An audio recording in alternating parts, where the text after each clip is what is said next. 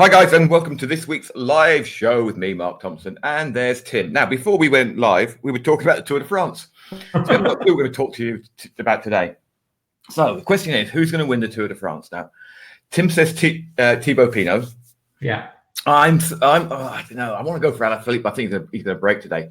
I'd love to see Alaphilippe win it. So this is going to mean nothing to anyone who knows nothing about cycling. Who am I going to go for? Bernal. Let's go for Bernal. No, I think Pinot yesterday was hanging back because he knows there's two big mountain stages to come, and I think it will come down to tomorrow. And Thibaut Pinot will attack on that last climb. Yeah. Nobody will be able to follow him. So if anybody doesn't know about the Tour de France, this year has been the best race. I've been watching it for 30 years, and pretty much every day for 30 years. Yeah. And counting all the flying buttresses in the village and stuff like that. But I mean, it's the best, definitely the best for 30 years. Nobody knows. 2 days to go, and nobody knows who's going to win it. Right. So let's talk about marketing, shall we? Yeah. Then we've got our passion out of the way. Yeah, exactly. You can see we're both like really fit cyclists now. Well, I am. Well, yeah, you are. But half of us are a fit cyclists. Some of us struggle to go for 20 minutes on our new bike. Right. So today I thought we would talk about a little bit about affiliate marketing. Okay, because I've been doing the 5K method now, recording videos and stuff for about a month, I think, and planning it for about a month. So stuff that you do, I do myself, and I go out and do it, and then I think, actually, there must be a better way. So the great thing about doing courses is you actually teach yourself more because you're stuck in your ways. You organize your thoughts, don't you? Yeah. So my thoughts are a jumble, but by having to actually write a course, you've got to get it lined up, and then you go, hang on, that bit doesn't fit there.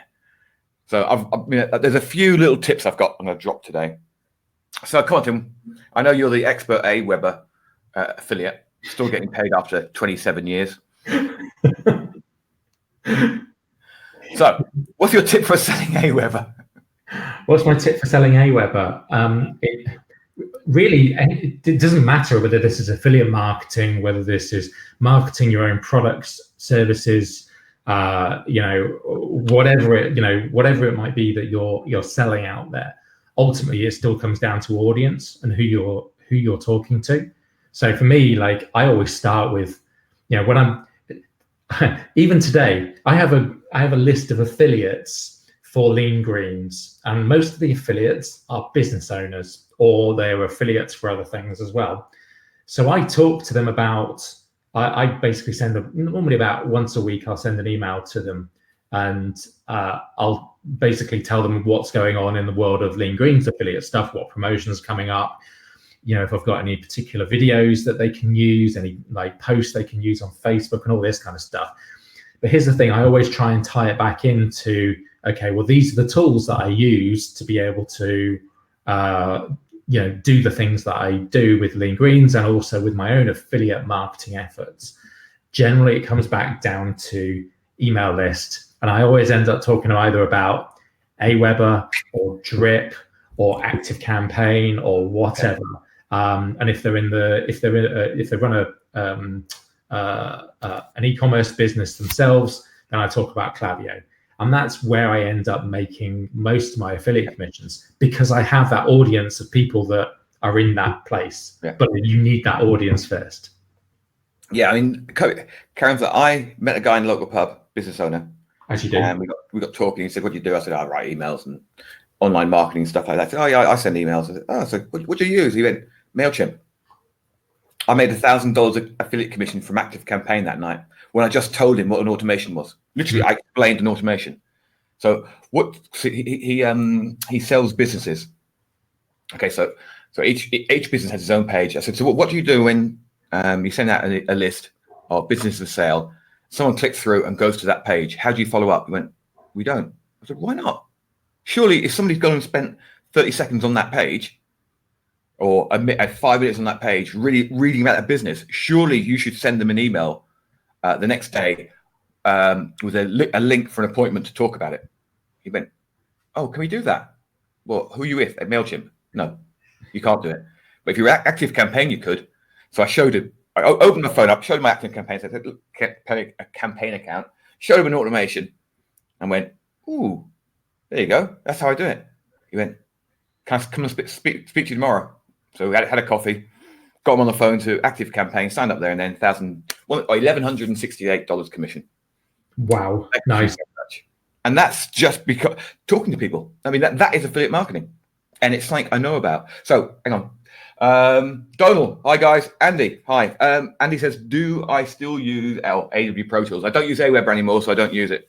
But if I did use Aweber, I would use AW Pro Tools. It gives it a slight bit of thing, but to be honest, I wouldn't use Aweber, MailChimp, Constant Contact. It's got to be, nowadays, it's got to be a full automated or marketing automation tool, like Aweber, ConvertKit. I checked out ConvertKit this week. It's too left field, I think, for me. I just can't get my head around it. I like Drip. You know, I'm a big fan of Drip, despite the fact that like the people who run the company are not particularly nice.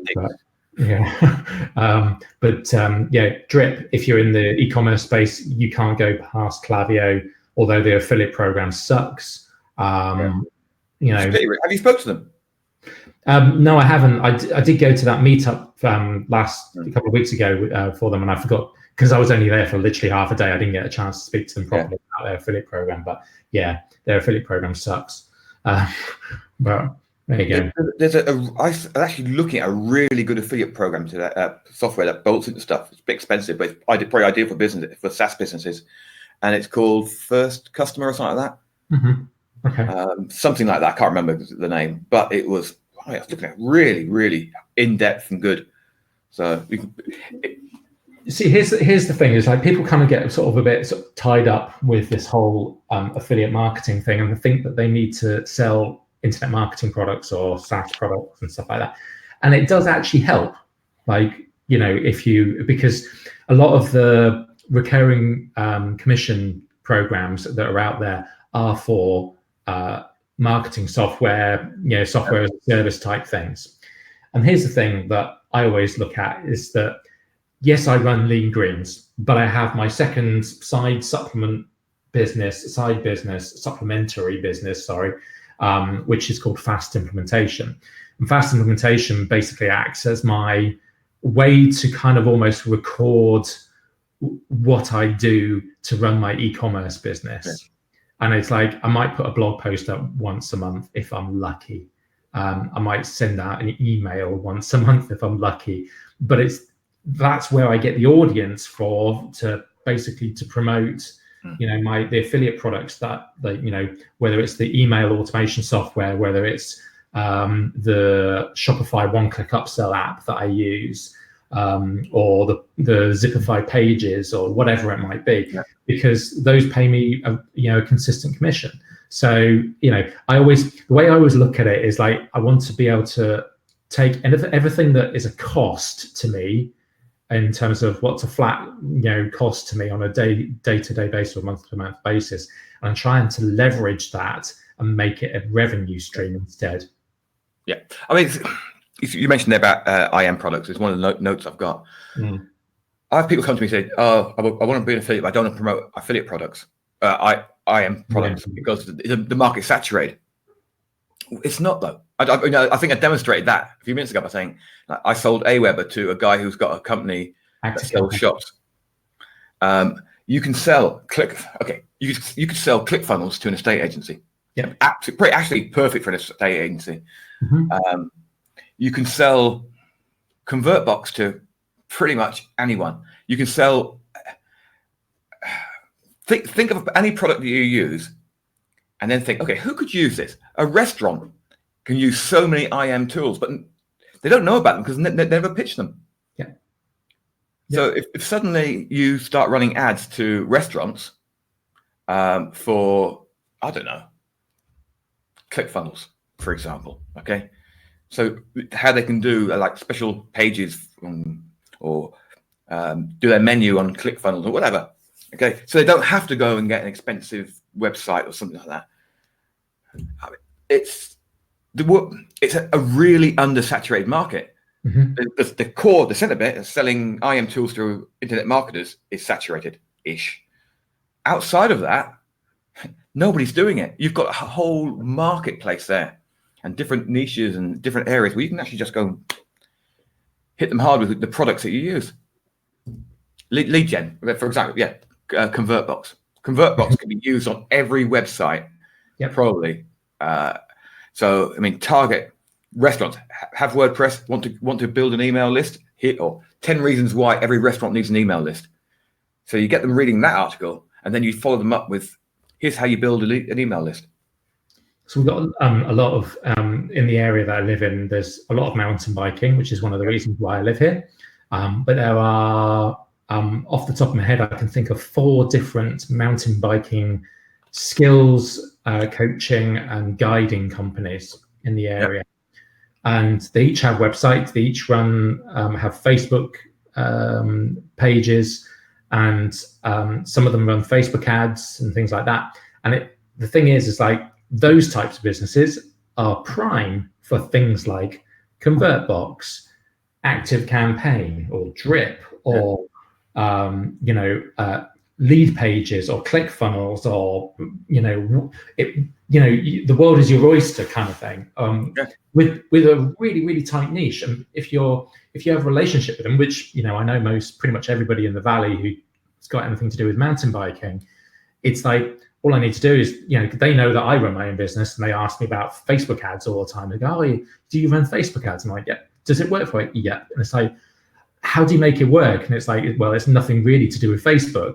It's all of the other things that I have in place, how we use email, how we use our website, how we use a funnel, how we use, capture stuff. And that's where you can sell, but you can recommend to somebody. So I'll tell you what, I'll send you a link to some of the software that we use, because that will make your life a billion times easier. And what I'll do is I'll even show you how to use it. Yeah, just sign up here and done.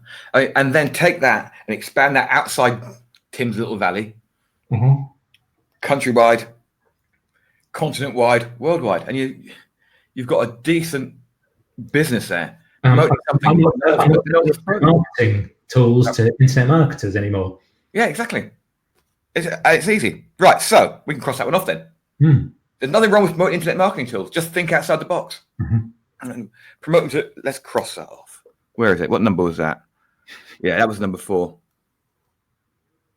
Outside of I am niche, perfect. The other thing is, and this is the key, and you actually mentioned the key to selling anything and being the key to being a successful affiliate. Build a list. Please build it. Right. Let's go through a scenario. Ultimately, here's the thing, which before you crack into that, here's the thing with any business. It doesn't matter what you're doing. It's like, people think, affiliate marketing, I don't need to have a list. I don't even need to have a website. I don't need to have a product, blah, blah, blah. No, you still need to actually communicate with people. So you need an audience somewhere, which requires you, hopefully, to be able to pull people from Facebook into your own list. So you start building a list. Okay. I mean, traffic is the easiest thing in the world now. There's traffic's everywhere. People who say, "Oh, well, how do I get traffic? I've got a traffic problem." No, you haven't. You've got a conversion problem. You're just not putting the right stuff in front of the right people. Because if I had the access to stuff I've got now 15 years ago, I'd have retired 2 years ago. You got billions of people. Anybody watch The Great Hack? There's millions of people out there, billions of people out there, and it's quite easy to sway them seemingly. That's a discussion for at the end of this, isn't it? Have you watched it yet? Yeah. Stunned into silence. Well, no, not really. And I will get onto The Great Hack later. We'll talk about The Great Hack later, because another time. I think the figures in it were absolutely mind-boggling. Right. So next time your $1 a day campaign failed, think how a $1 million a day campaign would feel. Think of the pressure on you then. But anyway, okay, so you start building a list. So you've got your landing page, and you're sending people your landing page. People are signing up. Okay, you built that list is growing day after day after day. So you can build an automation. That's why I recommend email automations, where you can actually build out a year's worth of emails. Yeah, you can build it up every day, every week. Go in there, put 2 more emails in there, 1 more email in there, and over time you're going to have a whole week's worth of emails. You just set up a little condition so that they only go out at when it's Monday to Friday. Okay, the condition is if it's Monday to Friday at 11 a.m., send this email.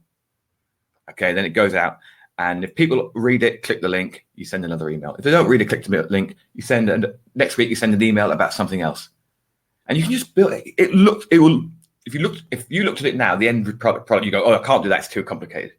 But you start off with one email, and then ask your famous question: what happens next? So you put an email there. What happens next? If they click it, what happens next? If they buy that product, what happens next? If they click through, if someone clicks through to an affiliate product, follow up with 2 other emails about that affiliate product, just in case they haven't purchased. Okay, unless you've got tracking on there, which you haven't, probably haven't, and then move on to something else. If they don't click on it? Okay, what did they come on the list for? They came on the list to learn about email marketing. Okay, so they not interested in ConvertBox. Well, how about Aweber? Or how about Active Campaign? Let's talk. So then you do 3 or 4 emails about how you build your business, what tools you use, why Active Campaign is more important to your business than anything else, how people can use automations. Here's a free automation. All right? Click on this trial for Active Campaign. This link will give you a 14-day trial.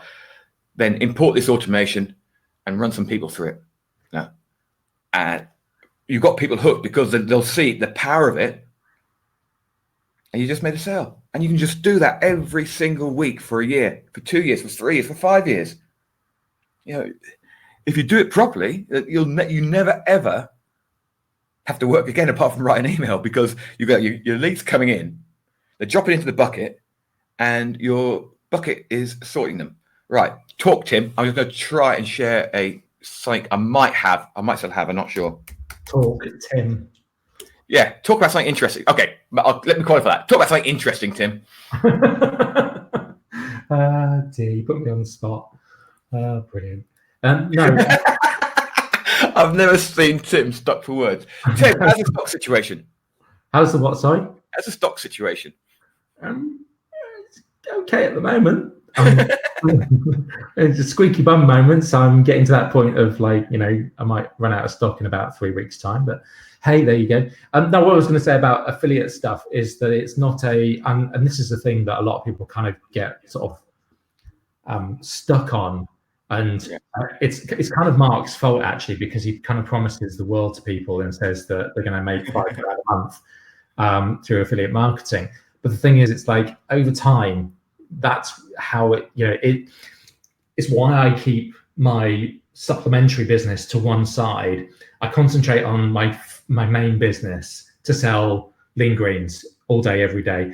But I always have this side thing. So on that spare half hour, an hour, an afternoon, whatever, where I, don't have something to do and I need to change the scenery or something, I'll sit and write about, something for our fast implementation business and talking about a different product or a different, sending out an email or something like that, I might make one sale from that today. But that's the thing, is it's one sale today, one sale tomorrow, one sale next week, so on and so forth. That's how you end up getting, consistently £500-700 a month from somewhere like Aweber or Active Campaign, in Mark's case, where you're bringing in, start off, you're making a couple $100 a month, but then it starts growing to 1,000 and then 2,000 and 4,000 and so on and so forth. And it's the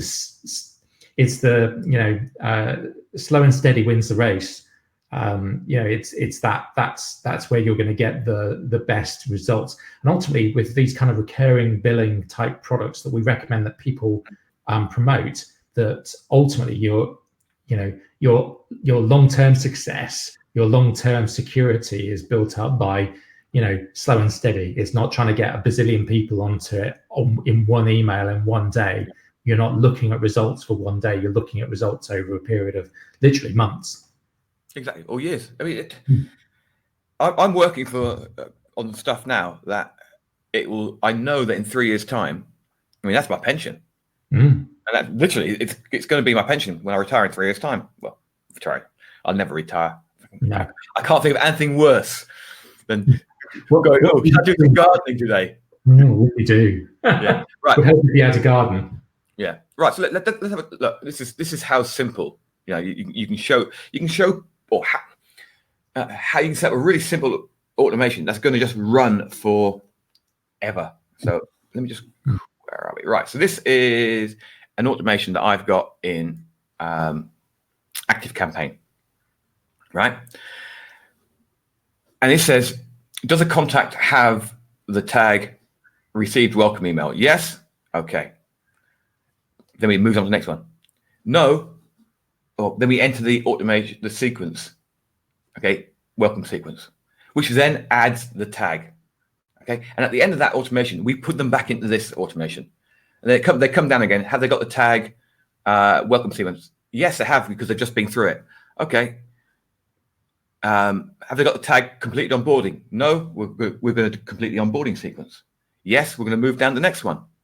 Okay, you can do that. But has a person got the tag Active Campaign promo? Yes. Okay, we'll send them to another promo. Have they got the tag Active Convert Box promo? Yes. We'll move on to another one. Have they got the automation convert kit promo? No. Okay, so we'll send them that. We'll stick them into that automation sequence. And then these automation sequences have got 4 or 5 emails, 6 emails. And at the end of it, we just put them straight back in here. So they come down, drop down, and they'll go into the sequence.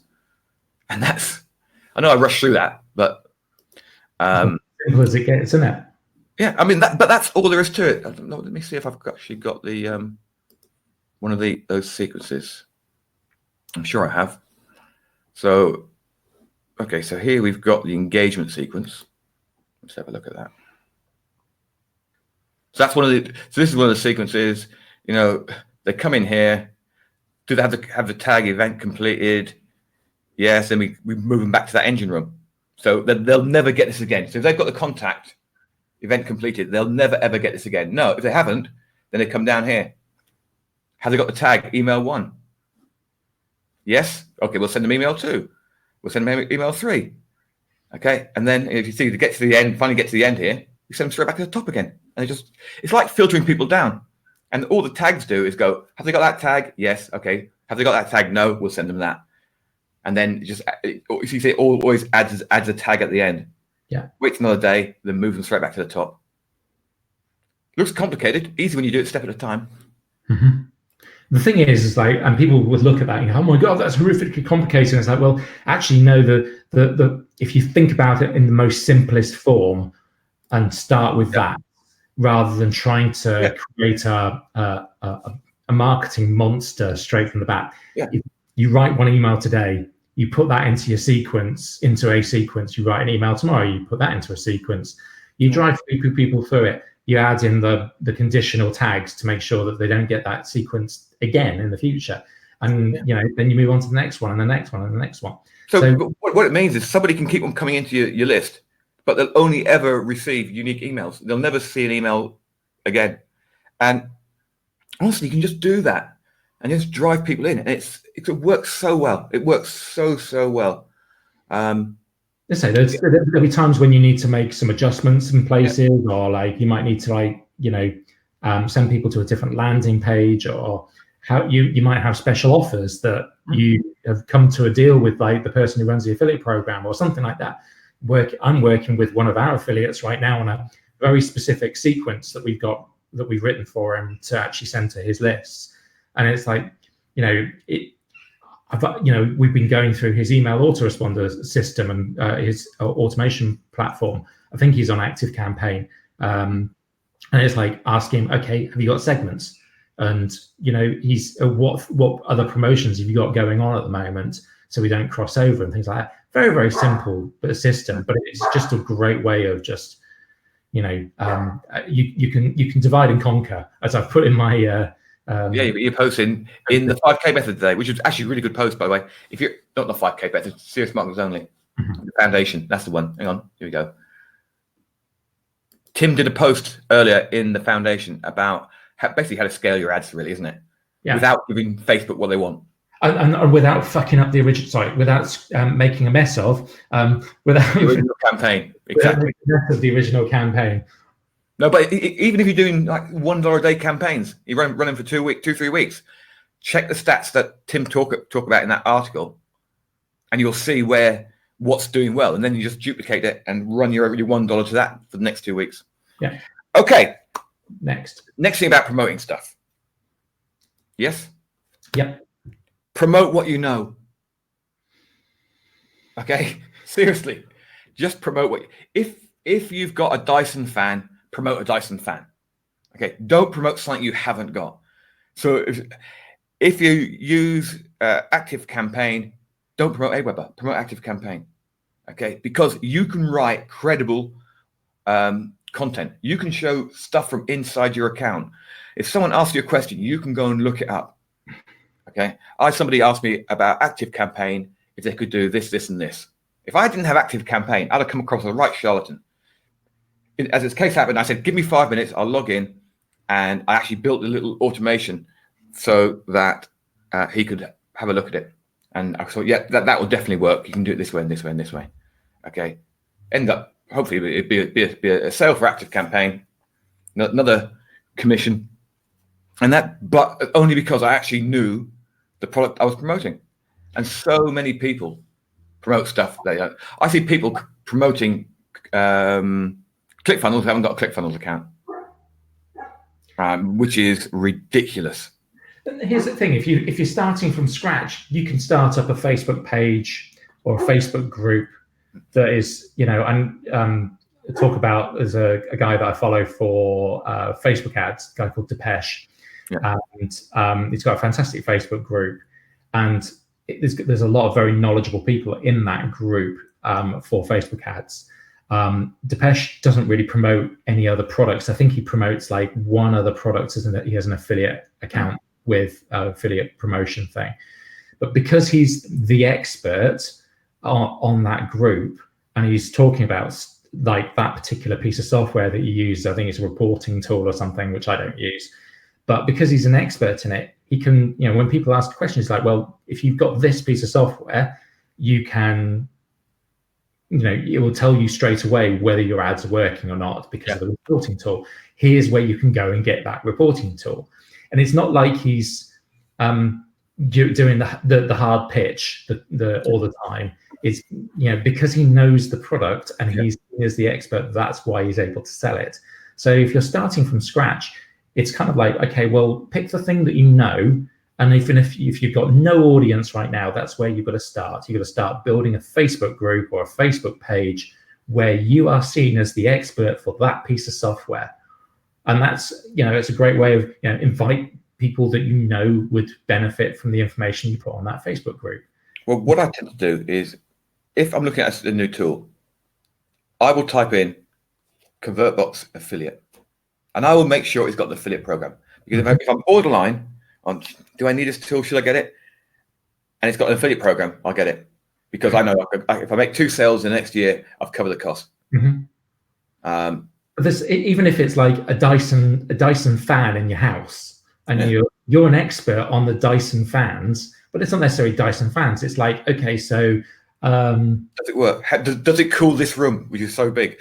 Or no, it's like home. How to make your own home office. An office at home, and it's like, okay, so what are all the things that I'm looking around this office? I'm looking at the table, the angle poised light. I'm looking at, I don't have one in here. I wish I had one today because it's bloody hot. A Dyson fan.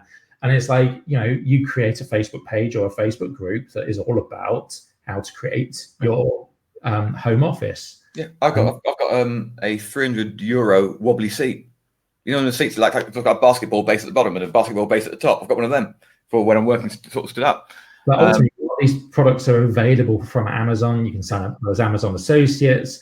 There will be other places which sell them that will have their own affiliate program. You may not get you won't get the same kind of amount that you would from a SaaS product, but it's a great place to start. And we know plenty of people who do this, who will be selling like, how to have a home baking station at home, a kitchen, that kind of stuff. You only need to sell, say, for example, half a dozen sort of very high priced, dough mixers for £400 or £500 a piece, and you're getting 5, 6, 7% from Amazon, then it starts being worthwhile. Yeah, your brand new baking station has cost you nothing 6 months down the line, and your husband or wife is really happy. Yeah, so just promote what you know, because you can even do those stupid unboxing videos. Here's me unboxing something, but people love that. I don't know why. I've got no idea why people love unboxing videos, but they do. I know. We did one the other week actually. It didn't go very well. We were trying to do we're running a contest at the moment in Lean Greens to try and convert. We talked about this last week. I'm trying to convert people from being Facebook page likers into email subscribers. And we did an unboxing video about 2 weeks ago of a fruit and veg box. Problem was that it had been raining on the day that the fruit and veg box got delivered. And because plastic is evil and nobody uses plastic in any packaging anymore, the cardboard box had collapsed, and all of the interior like bits of card and paper and whatever had gone all soggy. So all of the vegetables were moldy. So we're doing this unboxing video I want to see. Trying not to show the moldy, trying to be positive about this. Suddenly opening it up and it's all moldy. Did you do it live? We did do it live. It's just, I think Sam managed to avoid, because Sam did it. I think Sam managed to avoid showing any of the moldy stuff in there. But yeah, it was quite impressive. But yeah, unboxing videos. I'm going to go to your Lean Greens page now and watch that. I think Sam was very professional. She managed not to diss the company too much. Excellent. Yeah, so people love those kind of stuff. That going back to the original point about unboxing videos, it's like the amount of stuff that think about everything that you buy for your house every week. Another bloody Amazon delivery arrives, and it's like, well, we've got there's a hair product that Sam used, obviously not me, like shampoo and conditioner. Oh God! When we got to Portugal, what's the first thing she said? I went, "Oh, your hair's nice." She went, "I got this new shampoo." Exactly. And it's an amazing, it's amazing shampoo and conditioner. It comes all the way from America. It's one of those. It comes in a really nice presentation box, and you can do the unboxing. And I'm sure there's plenty of ways that you could promote this super expensive shampoo and conditioner all the way from America, kind of thing. So yeah, there's everything that you buy, as if you know it and you use it, absolutely promote it. It reminds me of something else. I knew we were going to go off track, but this is brilliant. So I was sat having a beer with our friend Mark the dog. Ah, cool. AKA Anders Brown, and we were going through his Etsy comments. Yeah, right? He got about 50, 60 5-star comments on Etsy because he sells his furniture. Yeah, and almost every one of them talked about the packaging. Right? He said, "This packaging is amazing, a wonderful packaging." Right? So we talked about this years ago, and he'd remember. I said, "Look, you just got to make a really good first impression. Mm-hmm. If the packaging is really, what the first thing people come across is good, that's what they remember." So bear in mind, he's selling second-hand furniture from the 70s, so there are marks on it. He restores it as better as he can, but there are going to be scratches and marks. Okay, they never mention the scratches and marks. They mention how great the packaging is, and it's really making a first impression with everything you do. So if someone's coming into your membership area, for example, make sure it looks good. Make sure, and it's the first thing people remember. So, it's that first. I've been talking to my friend, our friend Mikey, about the first impressions of when the thing arrives in the package arrives, and it's like, what's the first thing that they see? And it's like the quality of what Michael creates is amazing. And it's like, he showed me the package 2 weekends ago, and I was like looking at it, and I've read the stuff multiple times, so I know what's in the package. But my head goes, okay, so if I'm a first-time buyer or first-time customer of Michael, what do I want to know? What's the thing am I looking at? What am I looking at? And here's the thing, where do I start? What's the first thing I should do? Because Yeah. if you've got multiple things in a box, it's like, what's the first thing you want that customer to do? Tell them. So like literally when they open the box for the first time, they lift the lid up, and there's a sheet on top, and it says, "Hey Tim, thanks very much for buying from us. We really love new customers coming on board, blah, blah, blah, blah, blah. Here's what you've got to do first. Take the tub of the ingredients, grab the shaker, go to your sink and mix something up." So basically you're telling people what to do straight away when they get it. And those first impressions, it helps with consumption, massively so. Right. So the great thing about this is with his furniture is, let's say he sells a £350 corner unit, right? He sells these to United States, South Korea, Switzerland, Australia, Japan. Most of them go abroad, okay, because people love that type of stuff. People pay $350 for the thing, and then £200 or $250 for the shipping and packaging. Yeah. So it's the packaging is part of the product. Yeah, exactly. It's turned into it because he's done it so well. And everybody, it's just go to his Etsy site and have a look and buy some furniture from him, because the packaging you get is going to be awesome. But everyone just says, amazing packaging, amazing packaging. Never seen such packaging so great. So yeah, there you go. Right. I know we went off track there a little bit. I don't know. I know, but I think it's like really important to go off track about. The first impressions really do count. Mm. And I'm terrible. I just go, yes, just send it out. I wrap it in newspaper with a bit of duct tape around it. It's one of the things that we always look at with what we do with Lean Greens is like, okay, what can we do to improve the first impressions? And it's like, we know our packaging right now is not great. So we've been looking at so many different packages, because we now got like a bundle that we're selling on the front end that's really working well. It's like, okay, now we know what the size is, the box we need. Now let's create a box so we can improve that first impression, rather than a tatty box with like a bit of tape slapped over the top of it kind of thing. How can we make this box look freaking epic? So when it arrives, people go, "Oh my God, it's arrived." I mean, that's 75% of the battle then. Mm. So yeah. Anyway, cool. To do with affiliate marketing. Where affiliates have got good products that come nicely packaged. Mm. Right. So next thing, first question you ask yourself when you're going to do an affiliate offer: is it worth it? If someone's going to pay you $7 one time, walk away. It's not worth it. Okay. So what I do, if it's recurring, I don't mind.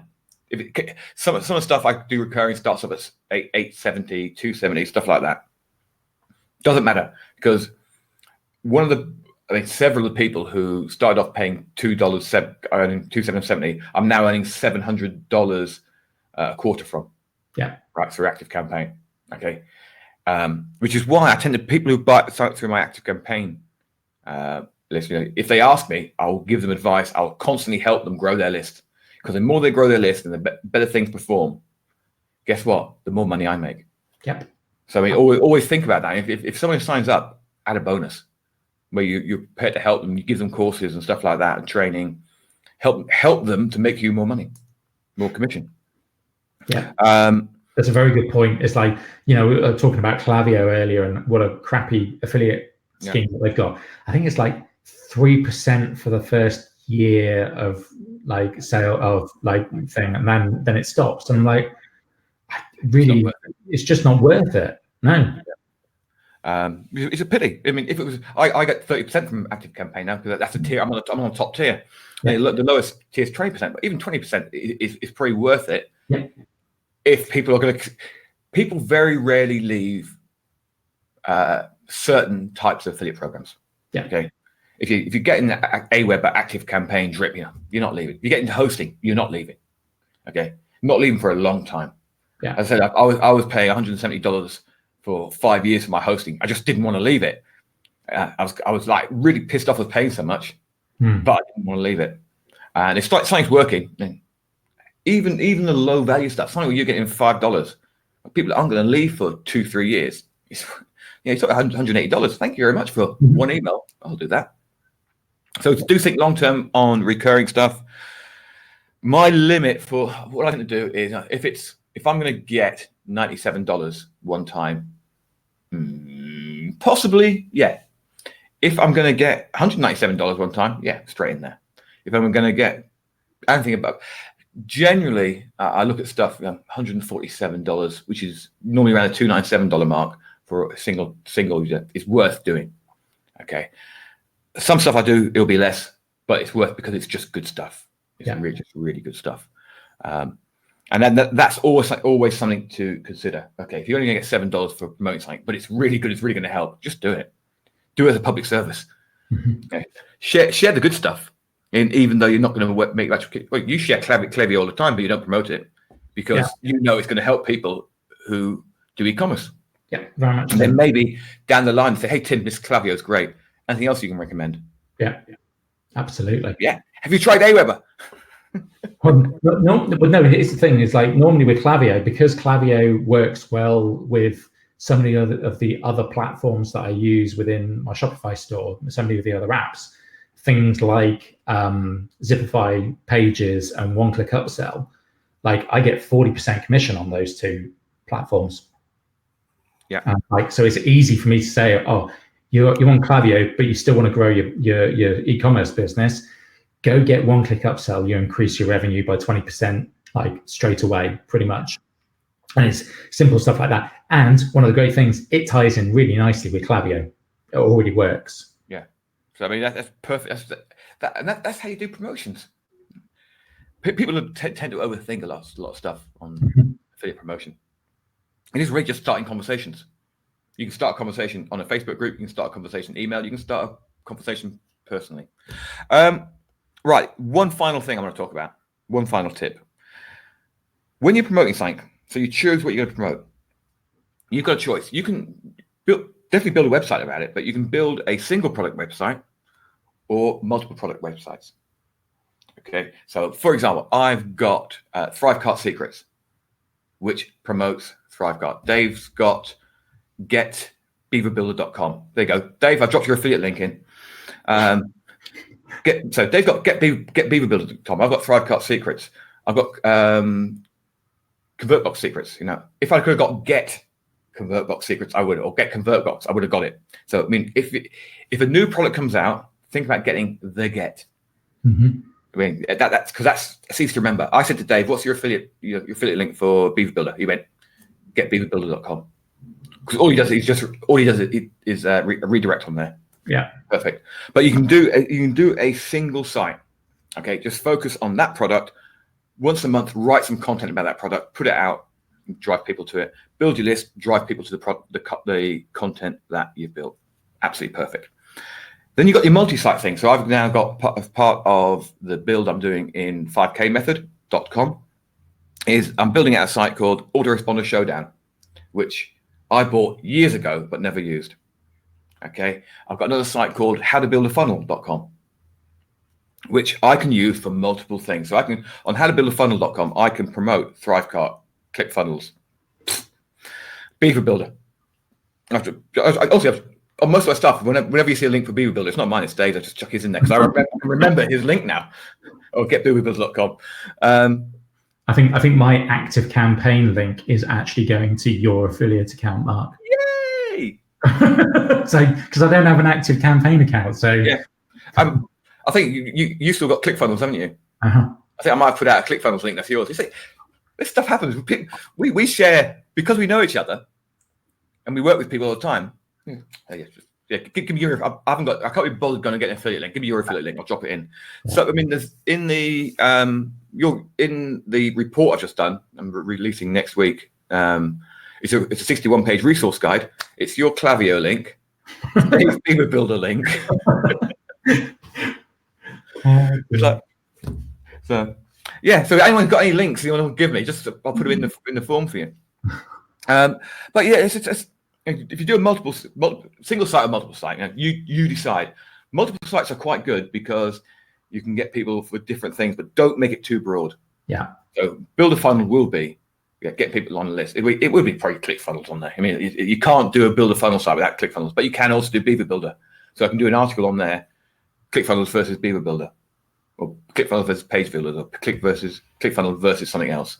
I can do other stuff. I can do ClickFunnels, ConvertBox. I can do lead pages. Disappointed about lead pages. Oh man, they've changed. How to run a company. Go and try and be ClickFunnels after you've been a single, you used to have one purpose. Here's how you build awesome landing pages. Nah, not anymore. Now we're the new ClickFunnels. You can do all this stuff. Ooh, no, stop, you've ruined it. Right, anyway, so that's it. That's all I've got to say. Anything else, Tim? The Great Hack. Oh, you're going to say, yeah, the Great Hack. Right. Netflix released the Great Hack on Wednesday. Okay. Literally, I watched it as soon as it was available on Netflix. It is stunning. Well, watching. Just the level of stuff that was going on. They revealed that Donald Trump was spending $1 million a day on his campaign. He ran 5.6 million adverts compared to 66,000 from Hillary Clinton. And people wonder why she lost. Oh no, Tim! 10 push-ups. Just the level of stuff that was going on is. Here's the thing that I push back on, because one of the things with this Netflix documentary, if you haven't seen it, go and watch it. Really, really superb watch. But it's an awful lot of bashing of big data companies and using it as propaganda against us human beings, to influence us. And my argument is that this was occurring before we had the big platforms of Facebook and Google and Amazon and all this kind of thing. It's been occurring in newspapers since newspapers first came out. Since year dot, yeah. People have been dropping flyers or spreading malicious rumors or spreading fake news since before fake news was fake news. Yeah. And that's the thing that kind of annoys me about the whole bashing of Facebook and Google and all that kind of stuff. Yeah, they do some bad shit. And they do bad shit on a grand scale, and they influence on it, and you can influence on a grand scale. But it's actually made mass influence possible for people like you and I, and everybody watching. Hasn't Frank Kern copyrighted that? Really? Back in 2006, mass influence. Frank Kern. Mass control. Mass influence back in, it was what, I don't know, was it 210? Yeah, something like that. So the whole bashing of these big companies, it's allowed us to actually influence it on a small scale, which is actually, in my opinion, a good thing, because we're able to reach more people. Capitalism, love it or hate it, it's part of life. It's why we run the businesses that we run. So that we can make more money to support our families and live the lives that we want to live. But this has always happened, and before it was only available to people with very, very deep pockets. You could only do it if you had control over newspapers, or could run TV ads, or you could run flyer drops and all this kind of stuff. I think people are complaining about it, as in the politicians and the governments of the world are starting to push back, is because they're realizing that they don't have the control that they used to have compared to today, where everybody has the ability to influence and control. Very deep, Tim. It is deep, but that is very deep. But it's it's well worth watching the Great Hack. Yeah, it is, because for a number of reasons. Just to give you an idea of the scale of the reach that they have, and actually how few people they needed to influence. 70,000. Yeah, to change. 70,000 people that they were trying to influence, and that was it, which is crazy. Yeah, for the whole US election, it took 70,000 people to topple to push the result over the edge. Yeah. The stuff that they were doing in Trinidad and Tobago, that was incredible. Basically, it was horrific. Yes, I won't give it away, but basically, they influenced a bunch of people not to vote, so that then gave the opposition the win, which was just nuts. I mean, one of the facts that came out of it was they were doing this in third world countries, sorry, Trinidad and Tobago and Georgia and Kazakhstan. And they were doing this for years, testing it until it was ready to roll out on US elections, Brexit and stuff like that. Yeah. And I love how they keep replying, oops, we won. No, we had nothing to do with it. We had nothing to do with it. We had nothing to do. Oops, we won. And if you want a completely left field suggestion for something to watch on Netflix, which is a lot more lighthearted, watch Happy. Honestly, Is it? Oh, it's hilarious. It's to give you an idea, it's basically a unicorn imaginary friend of a little girl goes to find the drunk, washed out ex-detective to go and save her, kind of thing. And it will make you look at children's like TV in a completely different light. It's brilliant. It's a total anti-Christmas, anti-children, anti-cartoon thing. It is right. Brilliant. Cool. So one final thing. I messaged Tim last night. If you're in the UK and you got BBC Two on catch up, check out Remarkable Places to Eat. It's just a joyful program. Did you watch it? Yeah. I don't know. Because the first one's Venice, the second one's Edinburgh. So Tim's going to take me to some of the places in there. But when you see the care and joy that these people have for their food, there's one of the best restaurants. The best restaurant in Venice has got 30 square meters, 11 tables, a maitre d' and a chef, right? And it's typical chaotic Italian. Half an hour before they open, right, they're still trying to work out what the menu is. They just go and find the freshest food they can find. Literally, they go and they no, don't want that. But Tom Kitchen in Edinburgh, right, he encourages tradesmen to come to his back door with the freshest food they've got. And he goes, right, the guy pulls up halfway through service with a turbot. Right, he goes to the chefs, right, we want something with turbot, put it on the menu now. Literally 1 hour old and stuff like it. This is how the passion that these people have for their food. One of them, the fish and chip shop, but the guy did like 700 different attempts at getting the perfect batter, right? And the perfect batter runs through. He's got this like lid with a hole in it, right? It has to run through 18 seconds from full to empty. Then he knows it's perfect, and it's like, oh man, these people put so much into their businesses, and that's why they're remarkable. So yeah. It's about you learn. Well, it's good to watch, but the passion, and it's done by Fred Sirex, the French guy, the maitre d' from. I don't know where he came from, but he's brilliant. So that's it. That's it for the week. Finished off with a weekend TV guide. We have to do that every week, won't we? And if you went into cycling, then you'll know what I'm doing for literally the next 2 days is being glued to the Tour de France. I've got 1 hour to finish all my work today. Yeah. To get down and start watching it. Guys, thanks for listening. Have a great weekend. Sorry for the waffle, but hey, what do you expect? Bye. See you later.